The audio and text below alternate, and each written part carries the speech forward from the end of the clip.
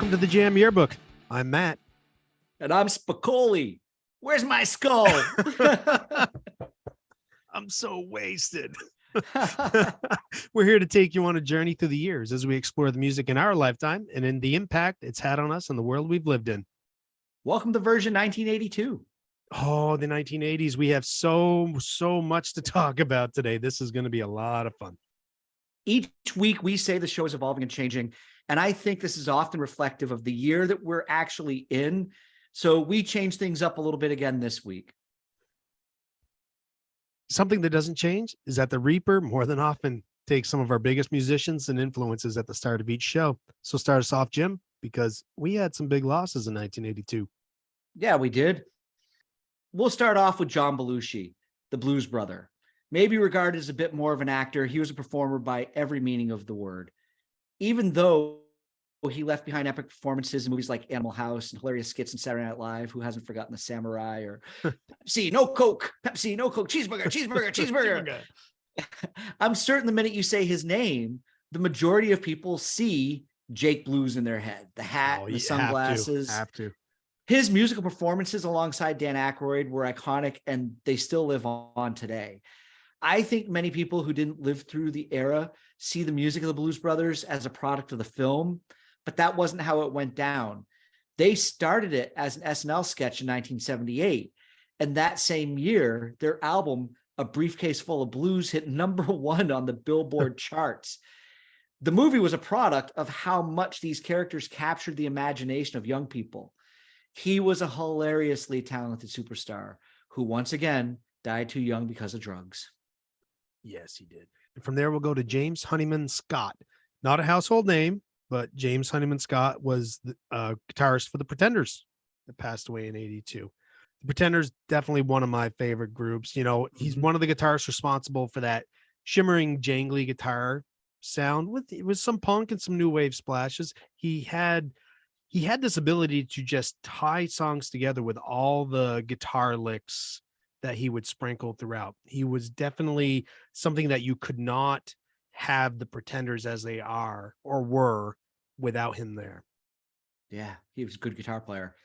And then we have somebody who wasn't a musician, but actually lived in the world of music, and that was Lester Bangs. If you bought a Rolling Stone magazine back in the 1970s, you were more than likely 100% going to read one of his articles. He was a great writer. When we talk about how Rolling Stone isn't what it once was, he was the reason it was once something great. It's said that he once actually jumped on stage at a Jay Giles concert with a typewriter and started writing a review of the show as it happened. Early Rolling Stone magazine was better because of his contributions. Definitely. And then we go to Randy Rhoads. All the deaths we cover are sad, but the passing of Randy Rhoads, I think, was especially so because he was just getting started. He was already blowing people's minds with his ability. You get the feeling he could play it all, and probably would have if he was just given the time. What he gave us, though, will be forever treasured, and someone that every new guitarist that picks up a guitar for the first time, they're eventually going to get to Randy Rhoads and have to try to cover what he does. I don't think opinions of him have gotten inflated over time, as you know, they can sometimes. And this is one legend the 27 Club just couldn't have. Yeah. And before we move on out of deaths, I have to give an honorable mention, since we're talking about Ozzy. R.I.P. to the bat that met with a sudden decapitation. Oh, Jesus. And Ozzy, he was really a bad boy in 1982 because this is the year he took a piss on the Alamo. Yeah, he got in a lot of trouble that year. He definitely crafted his reputation in this era. It didn't keep his posters off of the walls, though. His Prince of Darkness image was posterized all over teenage boys' bedrooms across America. Okay, enough of the Reaper. Matt, it's time to dig in. I've got a pocket full of quarters and I'm going to the arcade. Don't. Oh, God, Jim. That's right. It's 1982. You definitely could have Pac-Man Fever. And yeah. I own that album. It is a good album. It's a good album. You know, there's Do the Donkey Kong and Froggy's Lament. There's a centipede. Oh, man. It's a fun, catchy little Weird Al-ish. Well, not Weird Al type, but it's definitely, satirical, but there's some good songs on there. I think Pac-Man Fever was contagious for almost everyone in 1982, and not just the game. Like you're talking about, if you were kids like we were fans of the song. But I have another idea. We talked about changing things up at the beginning. And what we can do with this show is, instead of taking our quarters and putting it in a Pac-Man, we're going to imagine it's Friday night. You're at the pizza place or the bowling alley in town, and dad just gave you a bunch of quarters to pump into the jukebox. After a good 15 minutes of begging of quarters, come on, dad, let me play a song. 1982 was full of songs I remember from the 80s jukebox glory days. And then building on that idea, we said, hey, why don't we give those quarters to the listeners? Our Facebook took control and loaded up our show. We thought opening up the poll for more songs would help us understand what the audience would want to hear about, because 1982 is such a big year. Just go look at the list. It's huge. When we cover years like this, I'm sure you know this, Jim. I'm almost paralyzed. I thought I could get by just knowing what was out there, but I found I needed a fresh listen to put everything in context. I also had to come to grips that I can't be a completist and accept that things are just going to fall through the cracks. There are, without a doubt, a lot of hard decisions to make in some of these years, because when we were kids, we were both into almost anything that was catchy and on the radio. Yeah. It all sounded good and it was fun. And the 80s were fun. It was a good decade to look back on. It has been great for the show. Yeah. So where do you want to start? Let's start at the top and get Thriller out of the way. Not that it's a bad album. It's a great album. It's awesome. Mm-hmm. I believe it's still the biggest selling album of all time, right? It is. Yeah. It has to be. And it's a good thing this was released in November, or that's probably all we would talk about and nothing else would have gotten a shot. No, absolutely. It's hard to ignore this album in 1983 regardless. It spent 37 weeks non-consecutively at the #1 spot on Billboard. There are some good stories behind making Thriller. It's fun to read about it. It's been discussed in more recent years that the band Toto was largely behind much of the instrumentation. So while we're not getting too deep into Africa, Rosanna by them in this episode, they do deserve recognition for having a large hand in the landscape of music in 1982. Toto, they're like a little mini Wrecking Crew. Yeah. They've done extensive studio work with other artists. I love Toto. Mm-hmm. They had those 2 hits that you just talked about, but Africa, it needs to take a break for a little while. I concur. It does. Yeah, because it's going to get ruined for me. Yeah, it's had its play. Yeah, exactly. Again and again and again. Let me ruin songs for myself. I don't need any help. So how would you have felt if Michael Jackson's album had been called Starlight?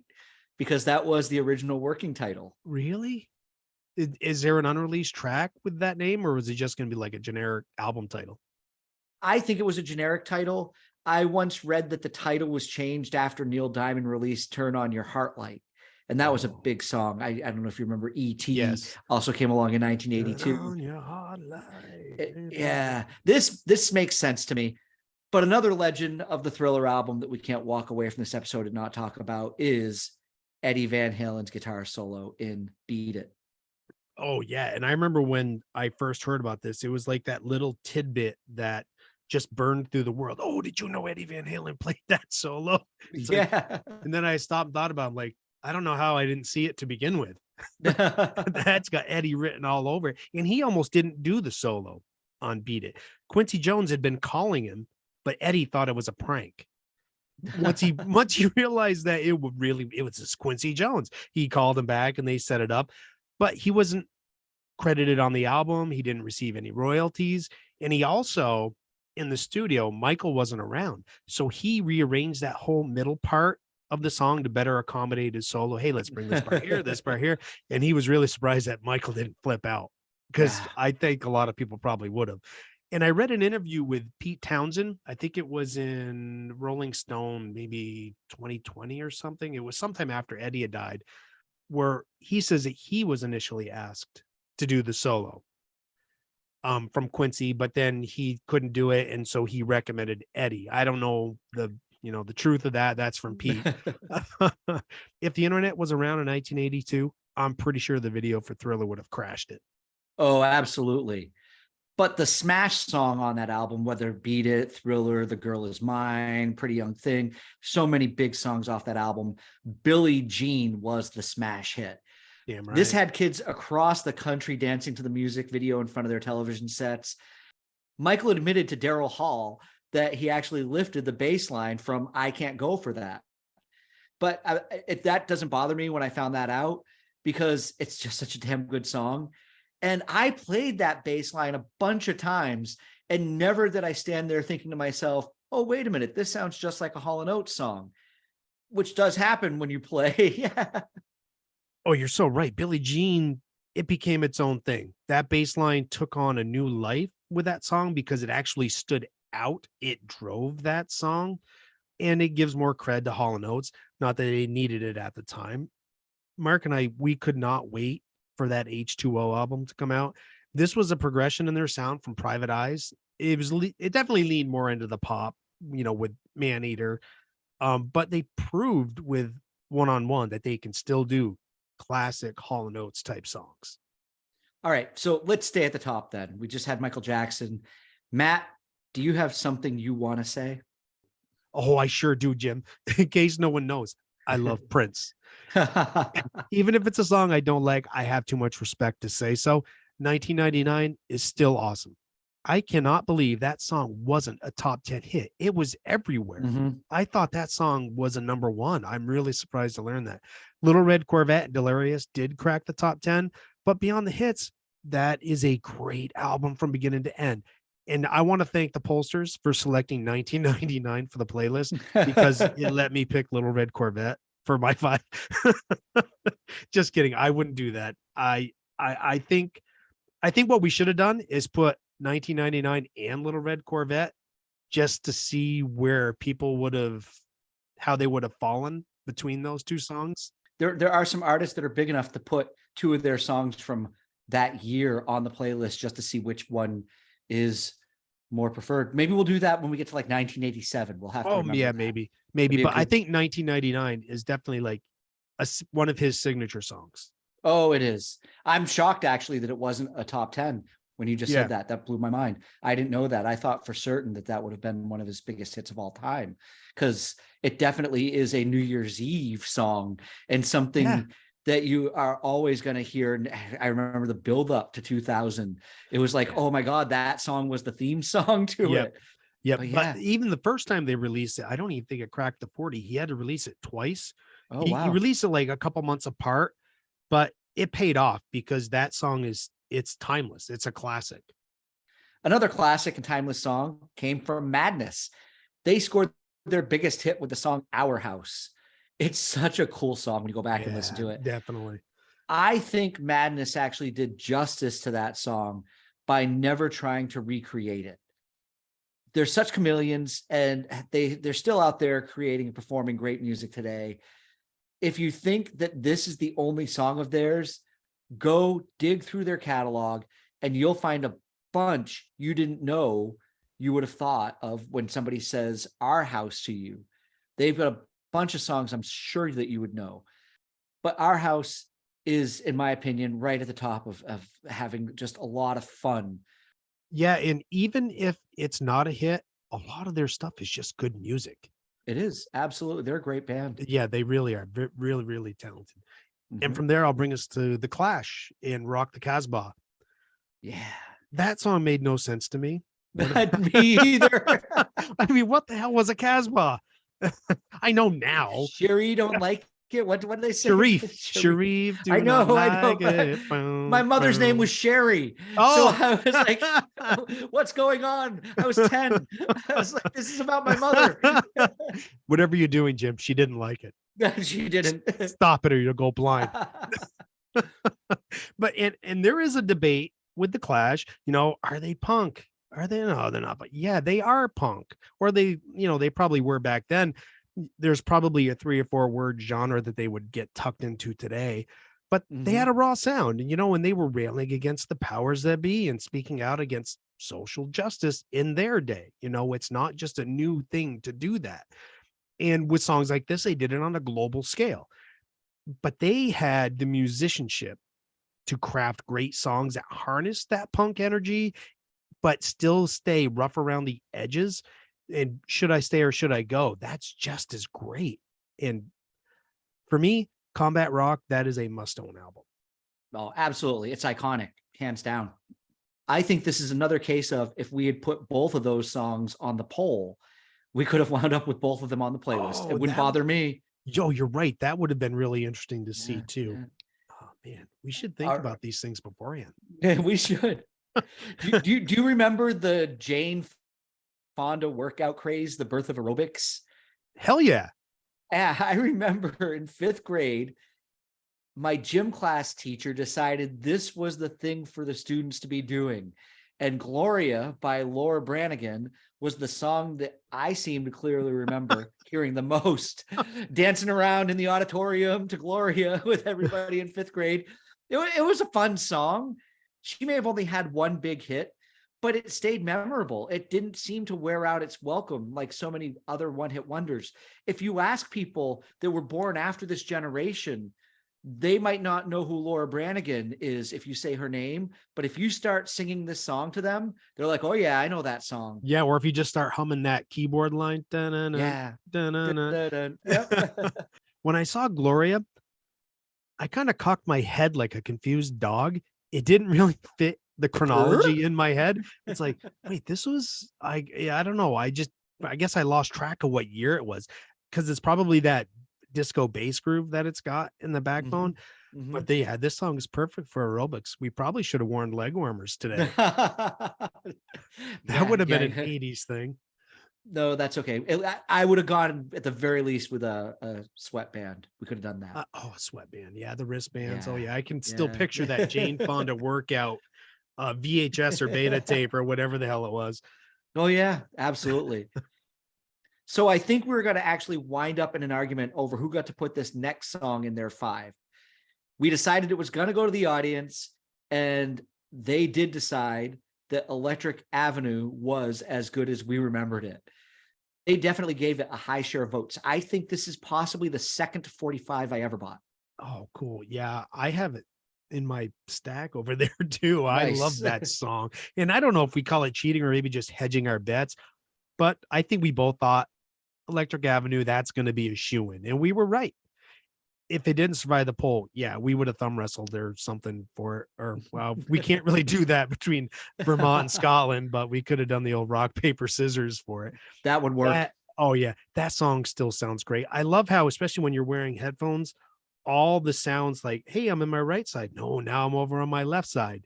And things just kind of, that one sound that kind of comes in and goes, and it kind of just spells in your head. And they don't mix things like that anymore. It's fun. No, it's cool that it does that. It's because they don't allow things to just have their own space. It's like everything's got to be on 11 all the time, and not in a cool Spinal Tap way.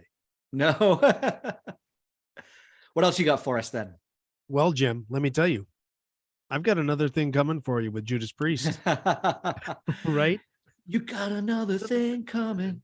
Yeah. Oh yeah, this was not on my radar in 1982. It would take a couple years before I heard the name Judas Priest, but definitely when Defenders of the Faith came out. And then I started hearing, oh, you should listen to Screaming for Vengeance, because that's even better. And as soon as I put it on, I'm like, yeah, this definitely backs up what I liked with Defenders of the Faith. They became one of my favorite metal bands. You've got another thing coming. This is a metal anthem. Right. And they've got a couple of songs that are metal anthems. And I love it when guitars in a song, they just kind of chug along and drive the song. It just sits well in my ears. It's like it sets that metronome in my head and just can help me focus and just do what I got to do. Yeah. You know that I've kind of been on a new metal journey over the past year or so. And I loved having this song on the playlist this week. And I'm glad the audience voted it in. It's a great song. And I think it's one of those metal songs that has just enough ear candy for people who are going to like commercial pop music to, sit in the playlist correctly. It just, It's not a big, bombastic, obnoxious metal song. No, it's just rocks. Yeah, it does. It just rocks completely. So not heavy metal, but one of the rockingest girl groups in history. The Go-Go's continued their success in 1982 with We Got the Beat. I got to admit, it's cheating a little bit this week. I didn't realize before I put it into the poll, but it got almost the most votes. It was second to 1999. Yeah. So I had to bring it to the show. They originally recorded and released this in 1980 in the UK. And they'd come over to the UK and they'd had some success touring, and they started to break out within that ska and punk scene that was going on. But then when things began to take off in the States, they re-recorded the song and released it in 1982. One of the cool facts about the song that I enjoyed finding out this week, and I had to go back and listen to it and try to hear it, because I know as a musician who's written music, you get your inspiration from songs from really strange places. The guitar riff for this was inspired by the Twilight Zone theme. Oh, really? Yeah, and that is a pretty damn cool place to get your inspiration in my book. Yeah, that is a cool, because I wouldn't expect that. I wouldn't have put those two things in together. Okay, Jim, we're going to talk about one of your favorite artists of all time. Phil Collins. You can't hurry love. You can't hurry love. Can we put the Supremes version on too? We can find a reason to at some point, I think. Phil Collins, he did a great job with this song, though, as much as we like to kind of give him a hard time. Because I'm so glad he didn't fuck with the drums on it. That would they sound like drums. Yeah, that would have just ruined it. And he had to know you couldn't improve on the original, and he kept it pretty faithful. I'll always remember my parents, when I put this 45 on, they kind of looked at me like, wait, who is doing this song? And then they were kind of like reminded me of the Supremes doing it. And this song it just made them dance. Nice. We talked about it in 1981, about country music hitting it big on the charts. It had a lot of pop crossover. And I'm going to get a little more into that in my 5. But today, when you say names like Willie and Kenny, everybody knows exactly who you're talking about. But in the early 80s, you could have said Alabama, and people probably wouldn't have thought of the state first. That's for sure. Yeah. Mountain Music by Alabama was a massively enjoyed country song in 82. And that song still sounds really good today.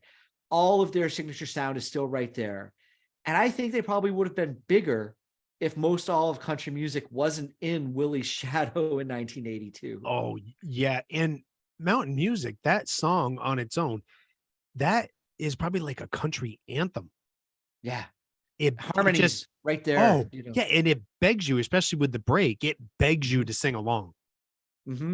Yeah. Right along with them. Okay, Matt, not country. not country. Yeah. I'm going to bring us back to metal. Okay. We already we went in on Judas Priest, but there was more great metal and hard rock that deserves to be acknowledged in 1982. Iron Maiden, Number of the Beast, their first album with Bruce Dickinson. I was surprised to learn that it reached #1 in the UK. I didn't realize it had that kind of success. I'm glad I added Run to the Hills to the playlist in our Halloween metal episode. My brain, I probably would have had a meltdown trying to figure out what to take off to get that song in there this week. It's an anthem song from Iron Maiden, right? Yeah. This is a metal song that should always be played. And they still play large arenas all around the UK now. They play the same places that Justin Bieber or Beyonce or anyone like that are going to play when they come over here. I'm not surprised they reached #1. There's a big metal audience in the UK. And then from there, we'll go to Germany, to the Scorpions with Blackout. We had a comment on the Facebook poll from Mark about the Scorpions. I share your disappointment. They didn't make the cut in the poll. I don't agree that they were the most talented on the list. Come on. We all know the most talented on that list is Prince. Of course. Just say it, admit it. You'll feel much better just to get that right in your soul. But this album, great songs from beginning to end. This is one of those albums that I listen to at least once a year. Like Judas Priest, it took me a couple years to check out Iron Maiden and Scorpions, but once I did, they became albums that I go back to regularly. I love them. They're great. I have to bring up one more metal album. Hopefully my inflection conveyed the air quotes. While Night Ranger is not in the same vein as Maiden or the Scorpions, I think Chris Hardy, hi Chris, how you doing? I think he would flip his lid if I didn't give a shout out to Dawn Patrol, a bigger Night Ranger fan you will never meet. Don't Tell Me You Love Me, Send Me Away. They are great, cheesy hair metal songs. I remember this album. It was great. Yeah. Yep. And just so you don't think that they're just a hair metal band, they can't really rock. Brad Gillis, one of the guitarists, after Randy Rhoads died, he became Ozzy's touring guitarist. Oh, And if you okay. listen to the live album Speak of the Devil, it's all Sabbath songs that he had to learn just for that tour. That's Brad Gillis from Night Ranger.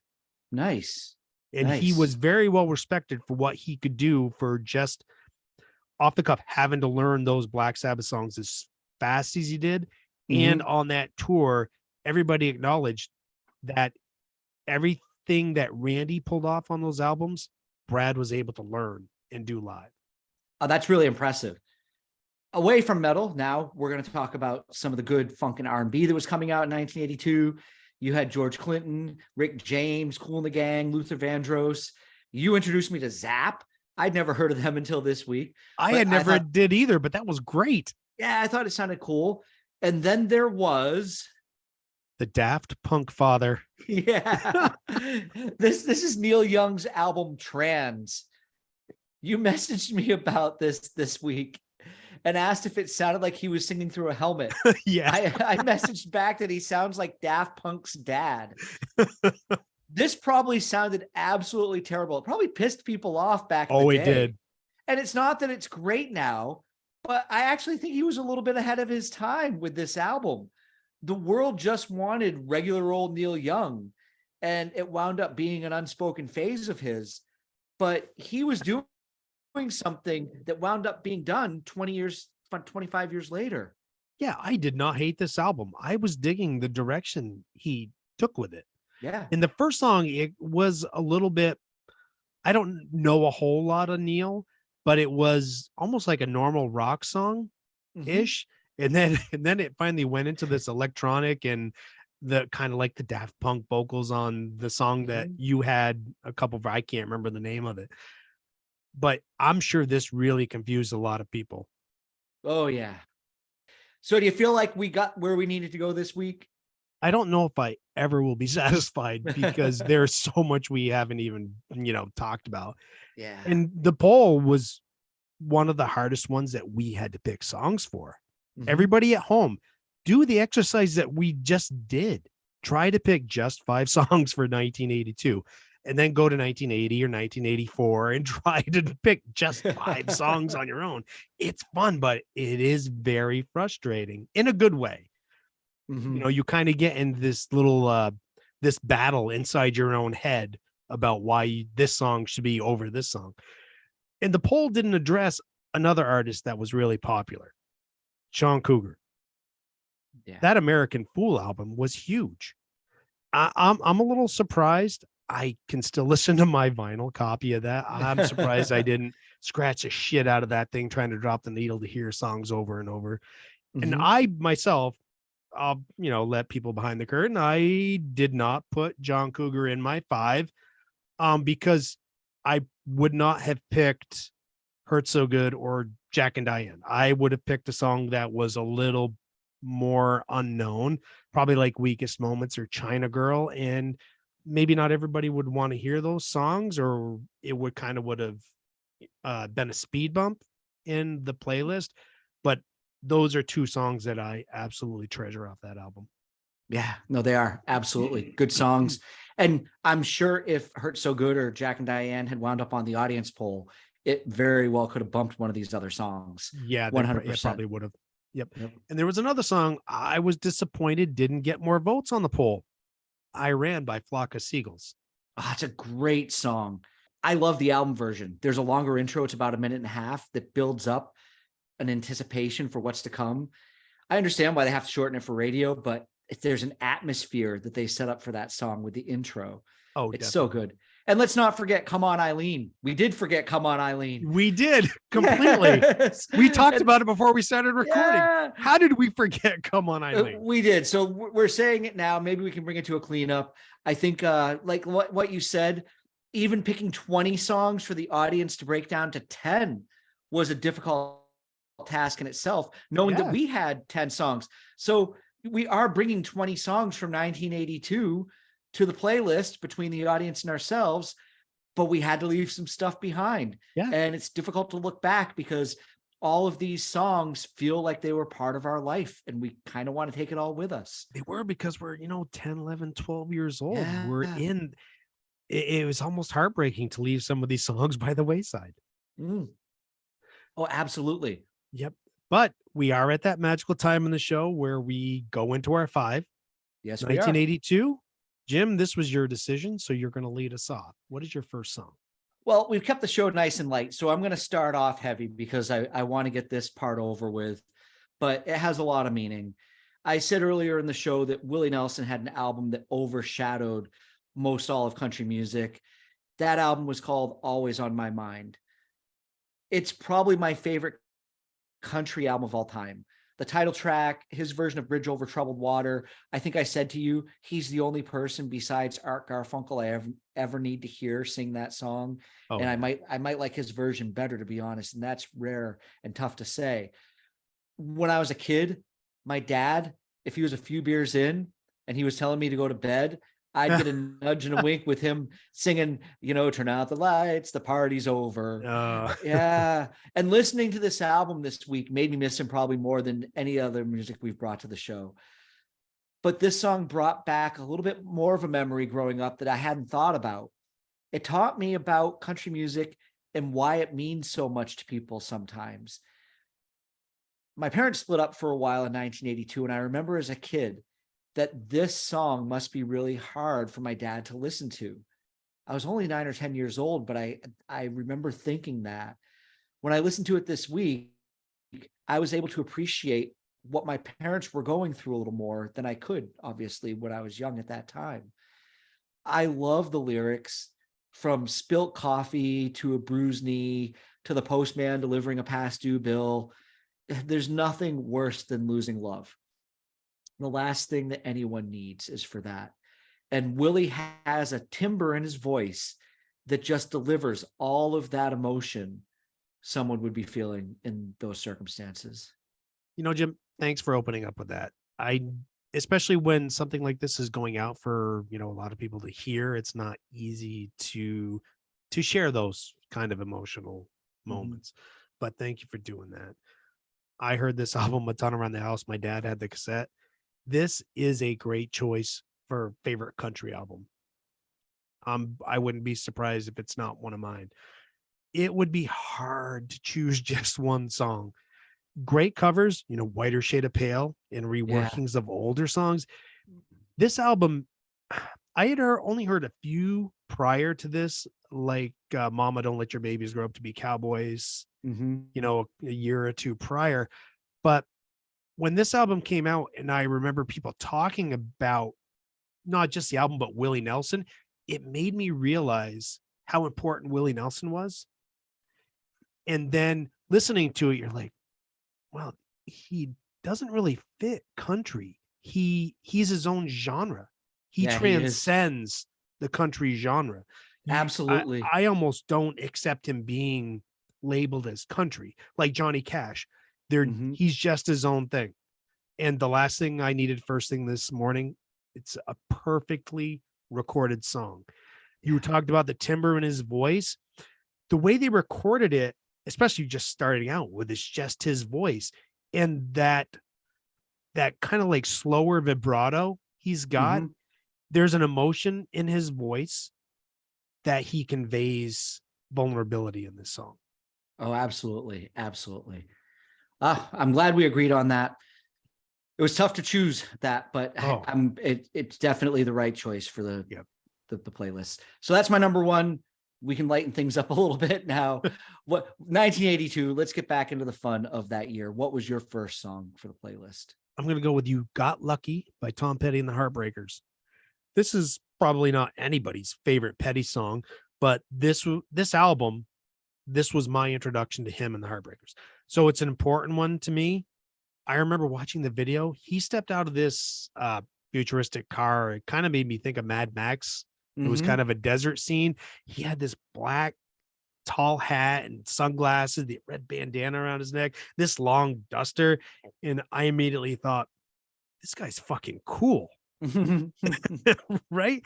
And it definitely made me pay attention to what was going on. It's such a laid back vibe in this song. And still to this day, nobody sounds like Tom Petty.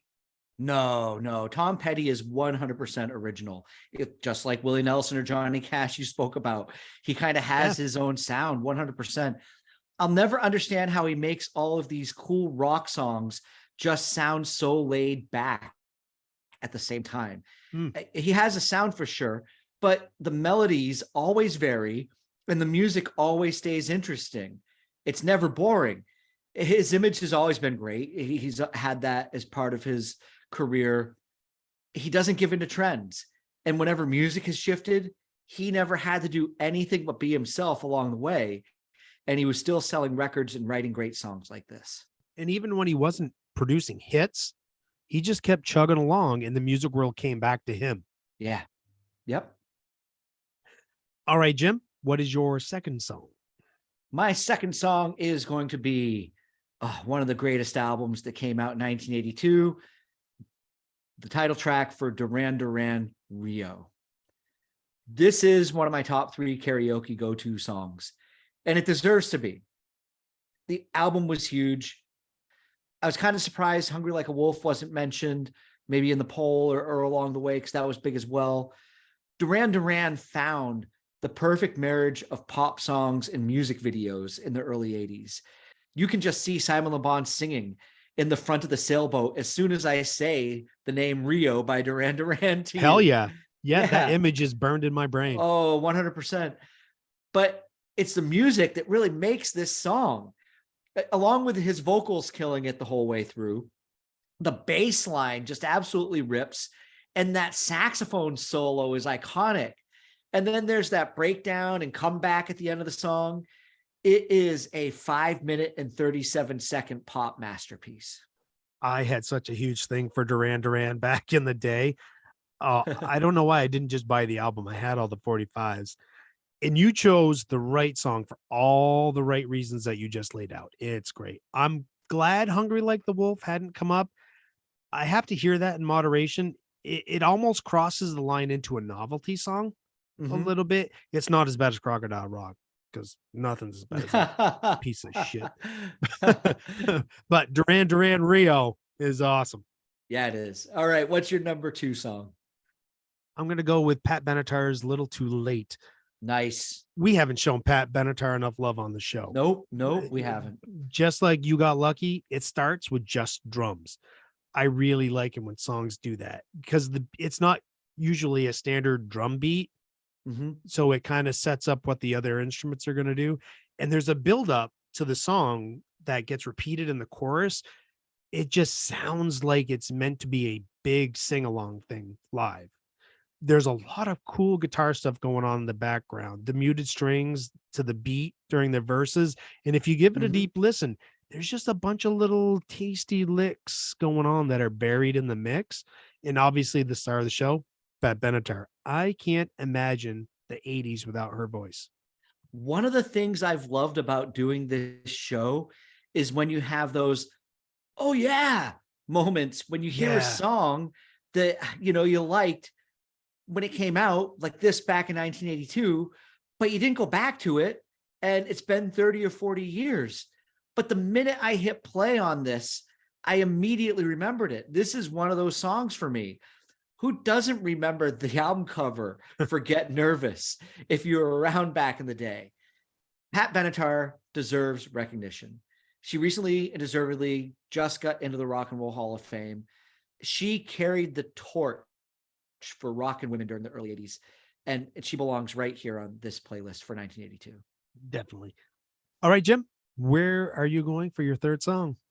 My third song, well, I'm going to go back to another memory I have from childhood. And this is Kenny Rogers. The song is Love Will Turn You Around. A great memory I have from the 80s and growing up is going to the movies.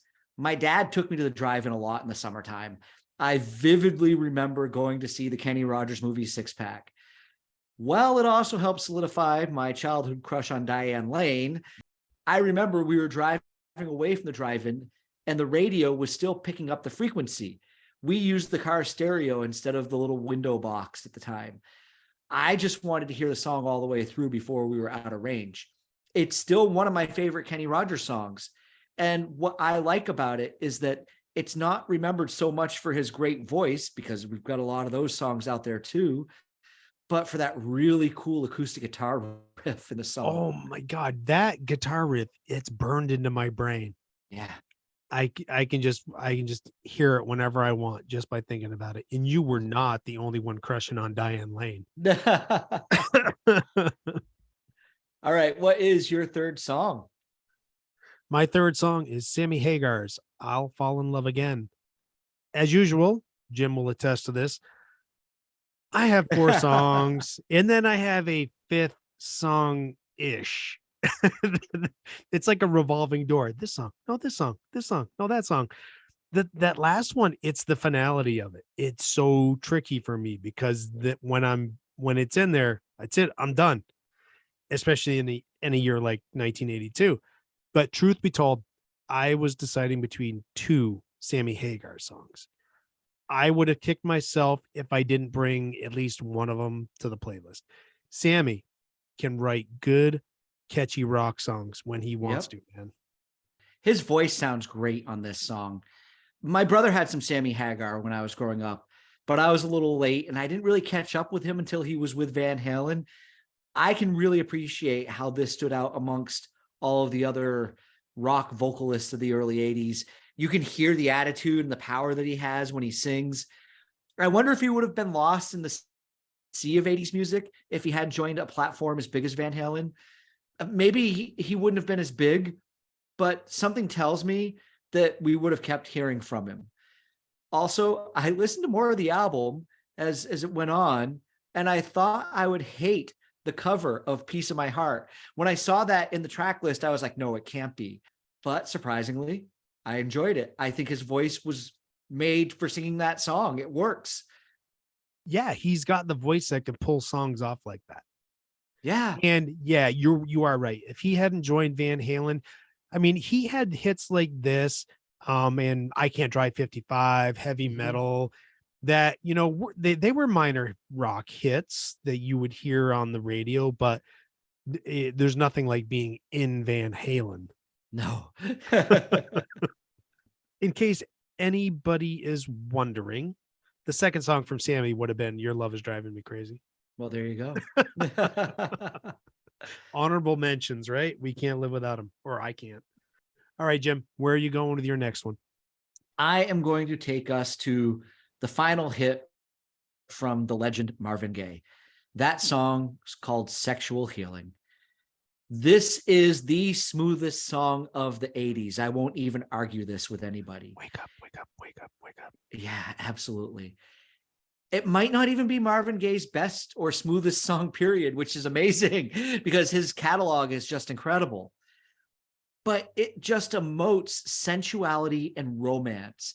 The funny thing is that the song, though the word sexual is in the title and throughout it, it's not a dirty song. It's not about a one-night stand or being out on the night and just looking to get laid. This is a song that's meant for real life partners. And no disrespect, but your most talented guy from 1982, Prince, could not have pulled this off. Oh, you're right. It's Marvin's sweet vocal tone that combines intimacy and innocence here. This is a song that 2 people share, not a song that a room full of people are supposed to share. And that's the thing. Prince would have made it for a room full of people to share. Yeah. He would have made a song titled Sexual Healing the dirtiest thing you ever heard. Yeah. And it's almost a case of, I wish the song had a different title just because of the connotation that's going to come with when exactly you read that. Exactly. Because people are going to bring out the torches and pitchforks and say, no, no, no. But this is a deep relationship song. This is not a fooling around song at all. No, this is about, I want to fool around with the one that I truly love. Yes, 100%. Yeah. All right. So there we go. My number 4. Let's get to your number 4.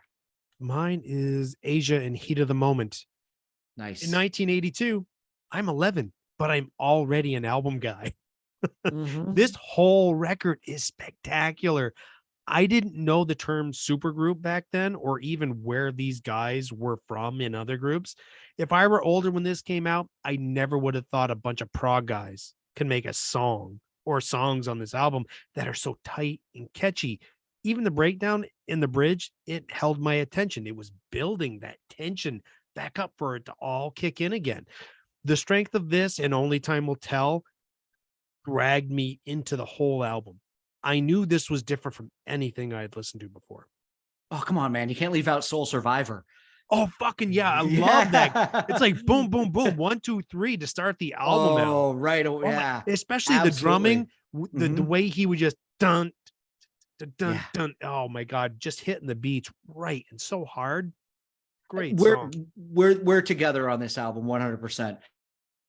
I traded my Aldo Nova cassette for this album. I remember being on the bus and there was a guy a couple years older than me. And I think he thought he was getting the better deal. At the time, I think Asia had already kind of peaked and they might have been between hits, and Fantasy by Aldo Nova was just, that was a slow burner and it was just Yeah, starting to peak, even though it had come out the year before.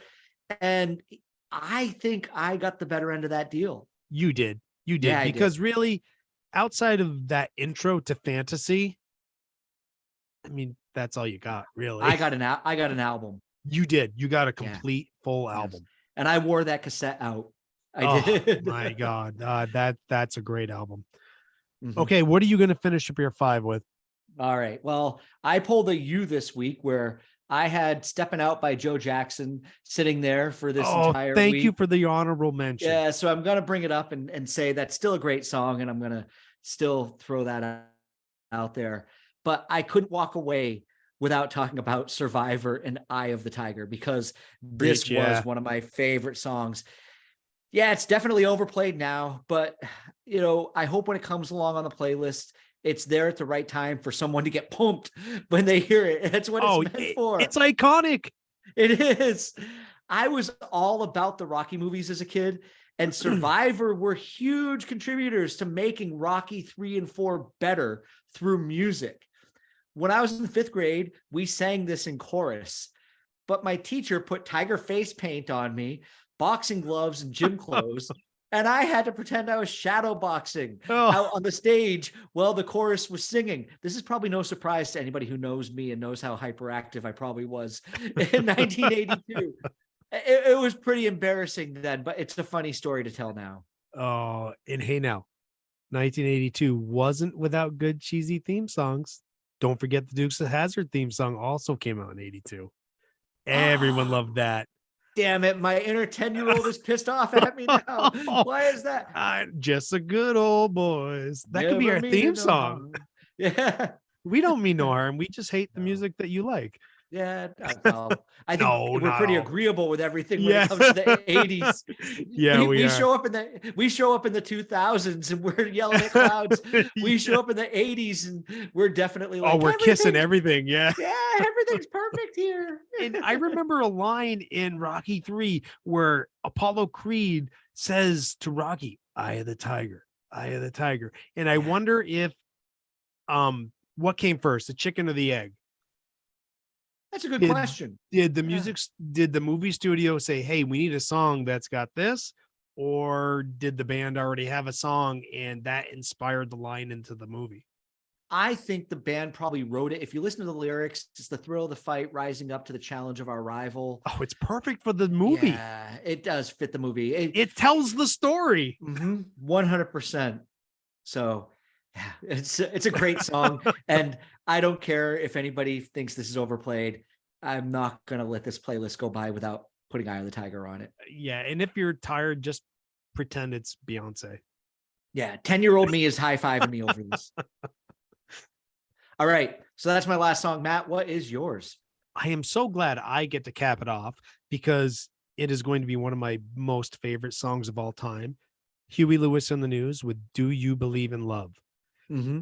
My favorite Huey Lewis song. And as I already said, it's got to be one of my favorites of all time.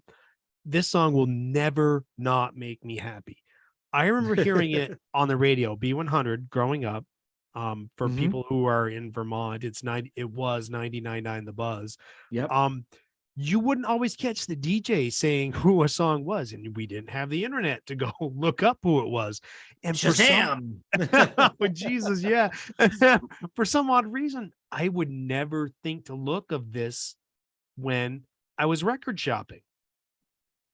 Because there was so much music out. And after sports hit, I was reminded of this song and I got the cassette immediately. I remembered really liking it, but I was wrong. I loved it. I didn't Yeah. just like it, I loved it. And my Mhm. love for this song grows every year. It's the perfect happy pop rock song.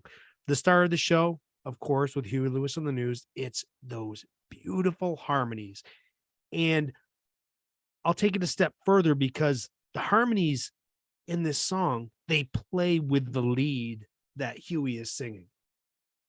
Oh, absolutely. It's a given. We're gonna mention some Huey Lewis tracks in our five. Oh, yeah. 100%. I added them in 1985, and you've mentioned the Magic album Sports, which we haven't gotten to yet. I agree. The harmonies in this are great. I love how they take two simple vowels and make background harmonies out of them. Ew, ew, ew. It's Damn so right. good. It is. Yeah, thanks for picking this song. Oh, And man. this is one of those songs that I know I'm not going to skip when it comes around to the playlist. Good Oh, I stuff. never skip. I always repeat. But you don't get to cap the show off. Oh, come on, Jim. No, you know what? I forgot. We agreed. And I think this was more of you trying to get a sixth song in. No, But you packaged it in a way that made me go, shit, you're right.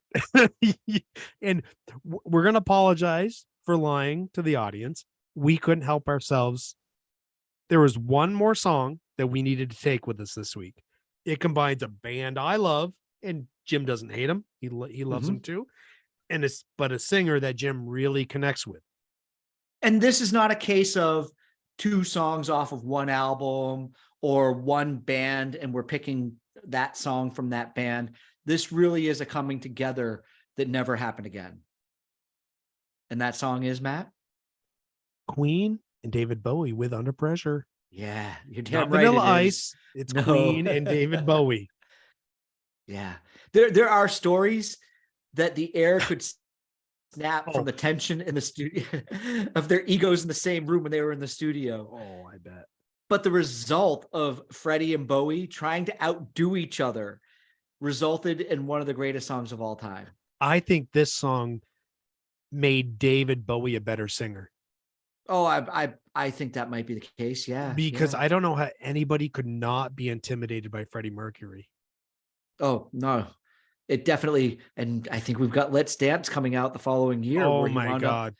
in If there is anything beyond bringing your A game, you have to bring that when you're going in the studio with Freddie Mercury. Bowie did that. He stood side by side with Freddie Mercury. I think Bowie often gets kind of looked at, and I think real Bowie fans understand, but other people kind of hem and haw over how much impact he actually had. But keep in mind, he sang side by side with Mick Jagger and never skipped a beat. He Yeah. could stand side by side with Tina Turner and not skip a beat over what was going on. And he went into the studio with Freddie and produced this song. And I have to say real quick before we go, even though it wasn't Queen, I got to see Taylor Hawkins sing this song with the Foo Fighters in Olympic Stadium in 2016. And to be in London with that London audience singing this Queen song, Oh, that wow. alone was just an epic enough experience to be something I'll never forget being at a concert. A little more special now that it was Taylor Hawkins out there singing it. But what a great song. It's something that will remain iconic for as long as we're listening to popular music. Definitely. That had to be a powerful moment, actually. I think anytime you're in a rock concert and you hear that bass line, shit's about to go down. Oh, yeah. And everybody's like, fuck yeah. Here it comes. Yeah. All right. So that is 1982. In a very large nutshell, that is overcapacity. but a big thank you to the audience for helping us fit a lot of songs in this week Yeah. without really feeling a lot of Yeah. pressure. Yeah, because my brain would have melted down if I didn't have the help. We will be calling on you in 1983 and 1987. Oh yeah, 1987. That's going to be a special year too. I think That's going to be a good anything year. in the goddamn 80s. I sent you a message this week that said, Matt, you're going to sweat when you see 1983. Yeah, and I started sweating just reading it. Sports. God, That's all sports. I'll say. Yeah. So that's the sports episode. Welcome to Version Sports. Sports. That's what it's going to be. All right, Matt. So before we close off, it's your turn, but you need to tell us where we're going to go next. Yes. And where we're going next is a special episode. We're not going to a year. We're going to a whole bunch of years. We both had a lot of fun with our friend Sandy Williamson on our Halloween metal episode. And I thought that it would be really fun to torture him and to take that huge list of songs he gave us and make him choose. And in honor of a certain basketball tournament that happens over here with college basketball in the month of March, we're going to have Sandy's Metal Madness, and we're going to make him go through all of his and come down to his eventual winner. Best metal song of all time, according to Sandy Williamson. Yes. And we're going to have fun torturing him, I hope. And I know he's going to be a good sport about it. He is going to sweat bullets. Oh, it's going to be so much fun, though. Yeah, it'll be good. Oh, yeah. Especially if he's had a few to drink. Well, I know he will because we will. Yes. Well, that's it. Yeah. That's But anyway, we want to thank everybody for tuning in every week, and especially this week for all the help you gave us in directing where we should go with this week's episode. We couldn't have done 1982 without you. So, Jim, we're going to say goodbye from the Jam Yearbook. I'm Matt. And I'm Jim. Peace, love, and podcast.